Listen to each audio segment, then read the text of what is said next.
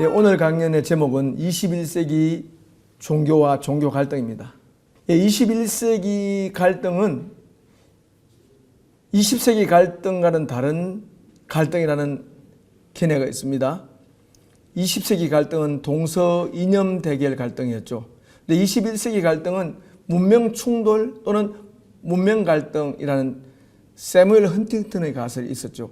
이 가설의 타당성을 한번 검토해보는 강연입니다.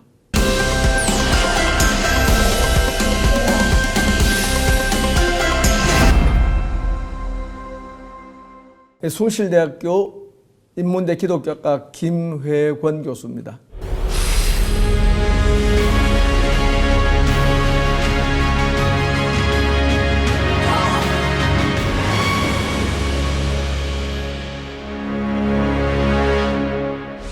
자, 오늘은 21세기 종교와 종교 갈등이라는 주제로 강의를 하려고 합니다.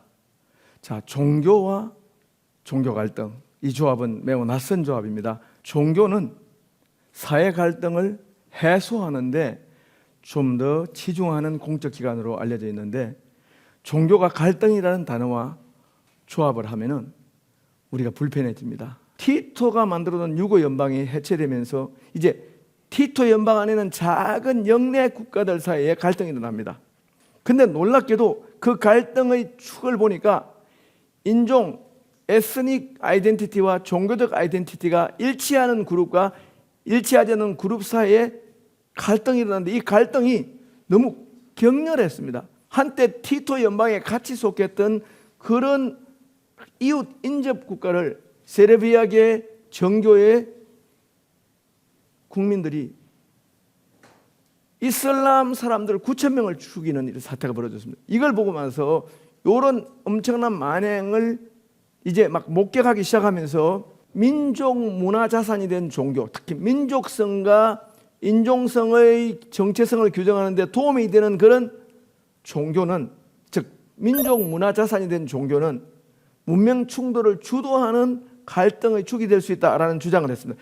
이것이 바로 사무엘 헌팅턴이 말한 문명 충돌설의 일종의 핵심 아젠다 중에 하나입니다. 문명 충돌설이 나오면서 세계는 더 이상 안전한 곳이 아니구나, 또 다른 갈등이 시작되었구나라는 위험한 시대 인식을 감지했습니다. 약 7년 또는 8년이 지나자 9.11 사태가 일어났습니다. 자, 오늘 저는 이 사무엘 헌팅턴의 문명 충돌 가설 중에 종교가 핵심 역할을 떠맡는 이 갈등의 그 논제가 과연 맞는지 안 맞는지, 그걸 염두에 두면서 21세기 종교 갈등의 특이한 양상과 보편적 양상을 살펴보려고 합니다. 종교 갈등을 저는 이렇게 정의합니다. 종교 갈등은 종교가 또는 교리가 주도하여 일으키는 갈등이거나 종교가 다른 정치 세력의 갈등에 유의미하게 이용되는 갈등이 종교 갈등이다. 근데 저는 갈등을 정의할 때 갈등은 대의명분이 똑같이 충분히 정당하다고 믿는 대등한 세력의 충돌을 저는 갈등이라고 정의합니다. 그래서 수세에 몰린 자, 즉 지키려는 자는 종교 갈등이라고 주장할 수 있을지언정 침략하는 자, 공세를 취한 자는 종교 갈등이라고 말할 수 있는 여지가 없다. 저는 오늘 강연에서 세 가지를 주장하려고 합니다. 종교 자체가 원래부터 폭력을 내장하고 있는 폭력적 요소가 있다. 먼저 사무엘 헌팅턴의 문명 충돌 가설이 있습니다. 이건 1993년 사무엘 헌팅턴이 프랜시스 후쿠야마가 21세기는 다시는 동서냉전 체제와 같은 갈등은 없다, 이제는 서부 자유민주주의의 영원한 승리가 되었고 역사는 이제 진보의 정점에 도달했다라는 가설을 비판하는 것이 사무엘 헌팅턴의 문명 충돌 가설입니다. 그렇지 않다. 21세기는 동서냉전 이념 갈등은 끝났을지라도 문명 충돌이라는 새로운 갈등의 시기가 도래했다. 근데 그 문명 충돌의 핵심에는 종교가 들어있다, 이런 가설입니다. 이 가설의 타당성을 한번 검토하는 겁니다. 두 번째로 이슬람과 미국 또는 서구의 갈등이 과연 문명 충돌인가 아닌가, 또는 종교 갈등인가 아닌가, 그걸 검토해 보는 것입니다. 그리고 이슬람과 미국 또는 서구의 갈등보다 더 첨예한 갈등은 이스라엘과 팔레스타인의 갈등입니다. 이 갈등의 본질이 과연 종교 갈등인지 또는 문명 갈등인지 아니면 보다 더 보편적인 어떤 인간의 존엄과 관련된 갈등인지 이걸 살펴보려고 하는 겁니다. 고등 종교 안에 있는 폭력성은 여러 책들이 많습니다. 지금 최신판, 지금 우리가 최신판으로 고등 종교가 그 안에 얼마나 폭력적인가, 시초부터 폭력적이라는 것, 그리고 심지어 그 경전 안에도 폭력을 옹호하는 구절이 있다는 걸 자세히 연구한 책이죠. 한 5권의 책입니다. 특히 가브리엘 팔머 페르난데스가 편지한 종교와 전쟁 백과사전, 이 책 굉장히 중요합니다. 이 책은 유일신 신앙만 폭력적이다? 그렇지 않다. 간디의 바가바드 기타의 영성이 평화 영성이다? 그렇지 않다. 힌두교야말로 폭력 조장적인 구절이 너무 많고, 심지어 그 점은 마하트마 간디도 인정을 했습니다. 마하트마 간디는 일생 동안 바가바드 기타를 읽고 자기 정욕을 극복하려고 애를 썼습니다. 가브리엘 페르난데스 편지 이 책 종교와 전쟁 백과사전은 지금 현재 존재하는 모든 6대 고등 종교의 모든 폭력성을 자세히 사례별로 기록하기 때문에 정말 읽어볼 만합니다. 그 다음 책인데 마크 유르겐스 마이어 책인데요. 하나님 아래 있는 테러입니다. 테러 인 더 마인드 오브 갓입니다.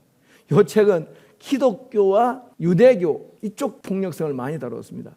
이 책을 읽어보면은 참 제도화된 종교, 유급 성직자가 권력을 틀어지고 있는 제도화된 종교는 결코 평화를 창조하기에는 영원히 불가능하구나 느낌이 드는 책입니다. 헤럴드 앨런스가 쓴 책, 이 책은 유대교, 기독교, 이슬람에 있는 폭력을 자세히 다루는데 이 책 안에 있는 논문 중에서 존 H. 컬린스가 쓴 성경 민수기 25장에 나오는 비느하스라고 하는 한 고대 이스라엘 사람들의 종교적 열심을 다룬 논문이 있습니다. 이 논문의 핵심은 뭐냐면은 구약 성서의 하나님의 폭력성, 그는 하나님의 이미지가 폭력적인지 하나님이 폭력적인지 이건 독자들을 매우 헷갈리게 하는 면이 있는데 존 컬린스는 말합니다. 성서 본문은 진짜 하나님의 모습을 레프레젠트, 묘사하거나 리플렉트, 반영하지 못하고 고대 이스라엘 사람들은 고대 근동의 종족 신 같은 신관념에 비다해서 그들의 행동을 정당화했기 때문에 구약 성경 민수기 25장에 나오는 비느하스, 즉 배교자를 창으로 찔러 죽여서 하나님께 칭찬받는 이 비느하스의 이 종교적 열심은 고대인들의 문법이 필요한 본문이고 하나님의 본 마음을 드러내는데 역부족인 본문이다.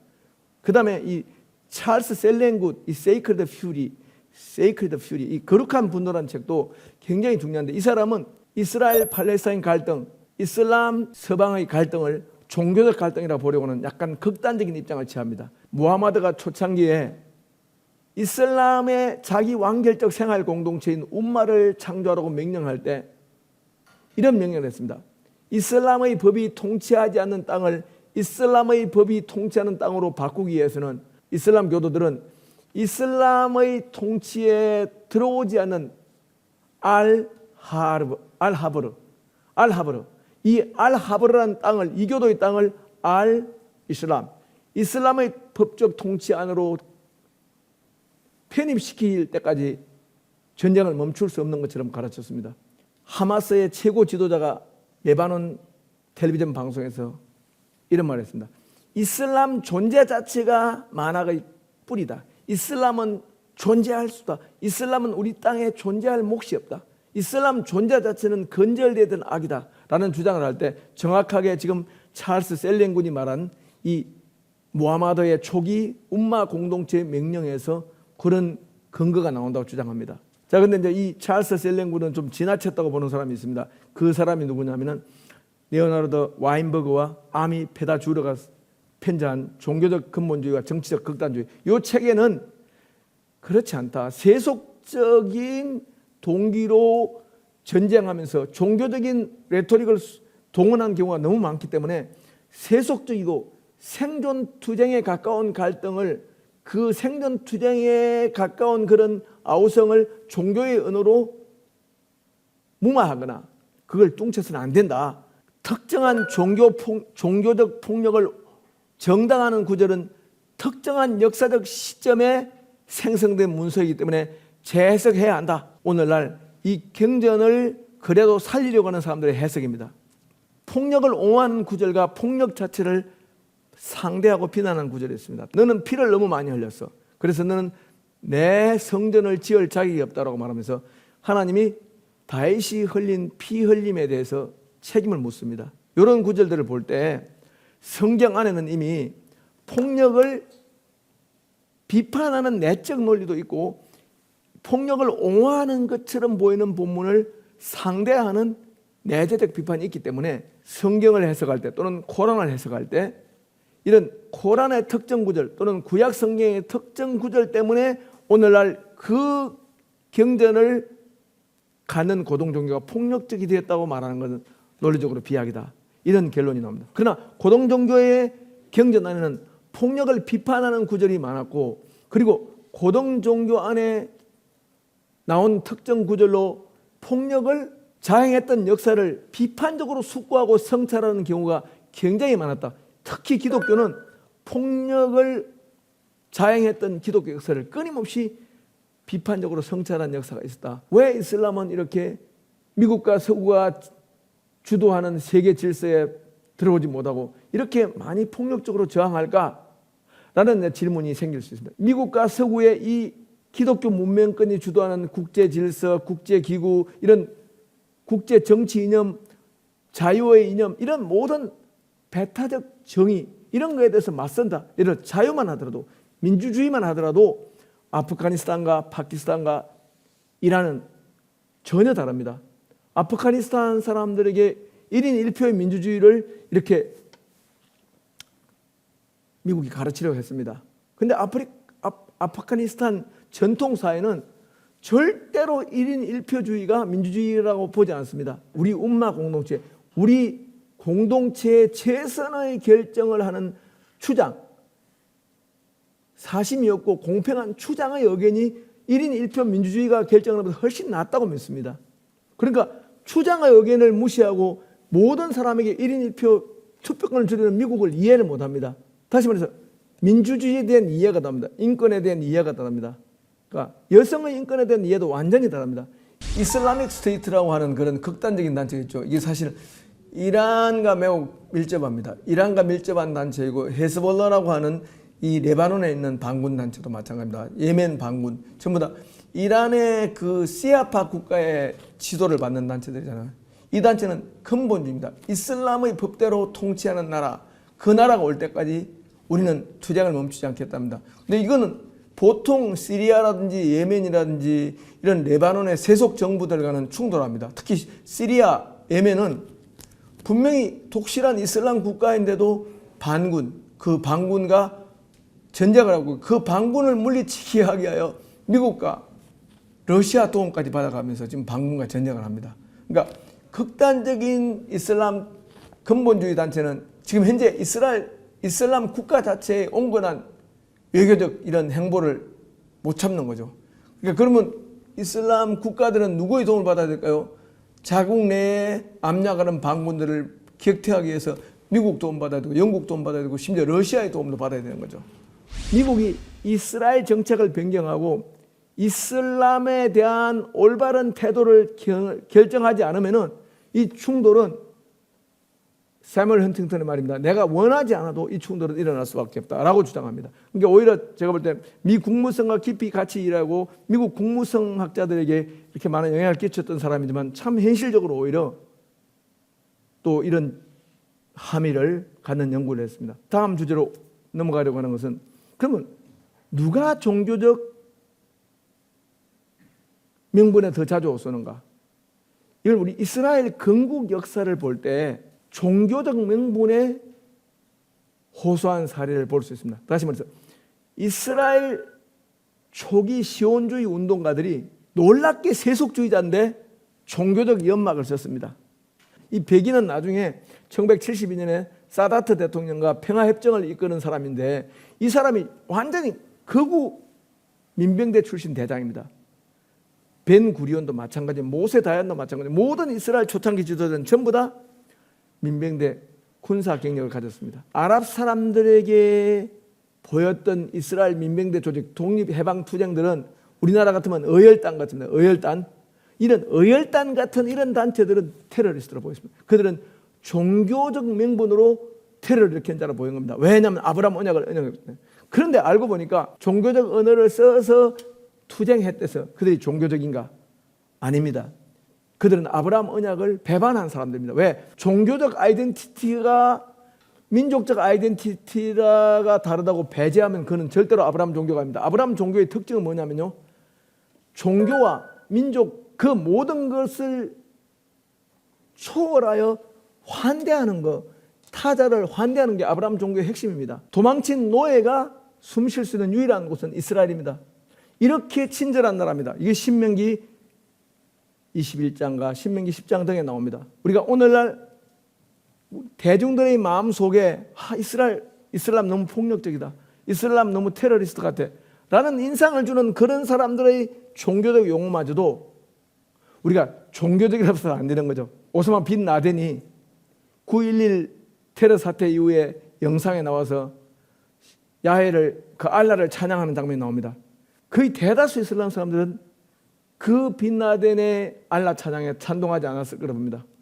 이슬람 종교가 팔레스타인 사람들의 입에 또는 선전 문구에 또는 슬로건에 자주 동원되고다 해서 이슬람이 더 폭력적이라고 오해해서는 안 될 것이고, 또 한국에 있는 어떤 특정 신문이 말하듯이 이스라엘과 팔레스타인 갈등은 종교 갈등이다 라고 해서는 더더욱 안 된다는 거죠. 그러니까 이스라엘을 진짜 사랑하는 사람들은 이스라엘의 폭력성을 슬퍼하는 사람들입니다.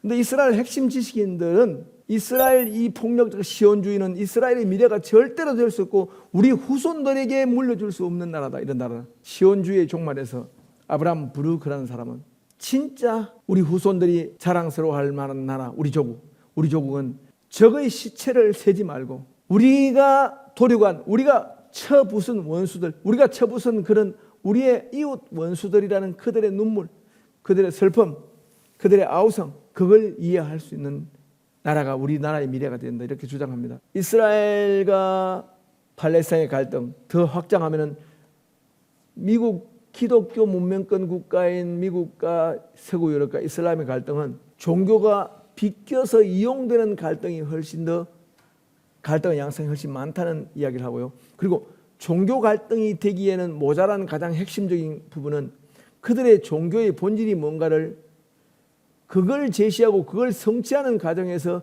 이런 갈등이 있다고 주장하는 그 문서는 없습니다. 그러니까 종교 갈등이 되려면 종교의 이름으로 궁극적으로 자기 행동을 정당화해야 되는데 그까지는 못 갑니다. 그러니까 종교적인 레토릭을 약간 비껴가면서 인용합니다.